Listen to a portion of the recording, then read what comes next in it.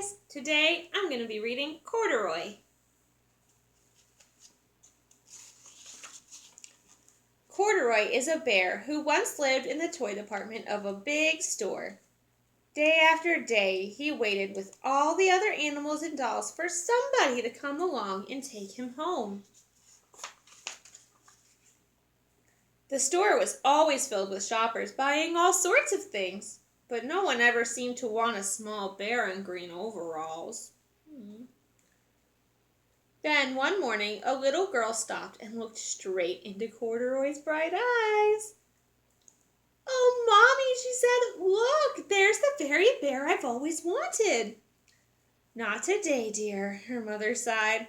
"I've spent too much already. Besides, he doesn't look new. He's lost the button on one of his shoulder straps."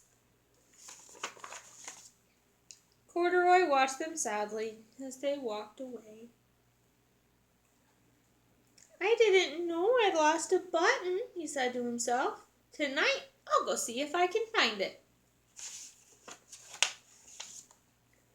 Late that evening, when all the shoppers had gone and the doors were shut and locked, Corduroy climbed carefully down from his shelf and began searching everywhere on the floor for his lost button.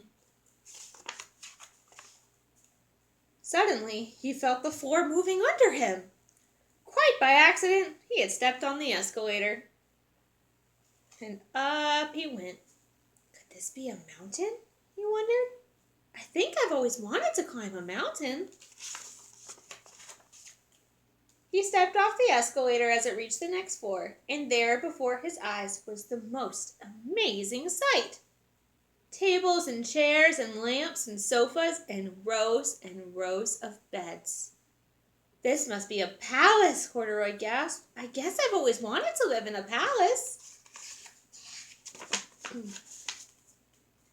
He wandered around admiring the furniture. "This must be a bed," he said. "I've always wanted to sleep in a bed." And he crawled up onto a large, thick mattress. All at once, he saw something small and round.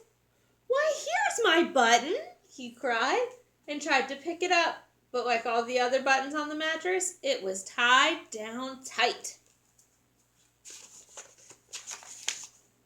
He yanked and pulled with both paws until, pop, off came the button. And off the mattress, Corduroy toppled, bang, into a tall floor lamp, and over it fell with a crash. Corduroy didn't know it, but there was someone else awake in the store. The night watchman was going on his rounds on the floor above. When he heard the crash, he came dashing down the escalator. "Now, who in the world did that?" he exclaimed. "Somebody must be hiding around here." He flashed his light under and over sofas and beds until he came to the biggest bed of all. And there he saw 2 fuzzy brown ears sticking up from under the cover. "Hello," he said. "How did you get upstairs?" The watchman tucked Corduroy under his arm and carried him down the escalator and set him on the shelf in the toy department with the other animals and dolls. Corduroy was just waking up when the first customers came into the store in the morning.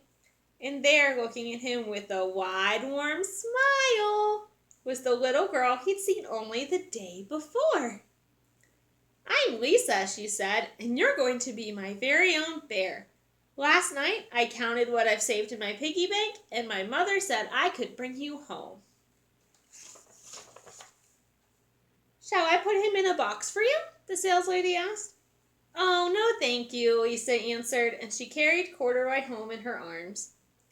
She ran all the way up 4 flights of stairs into her family's apartment and straight to her own room. Corduroy blinked.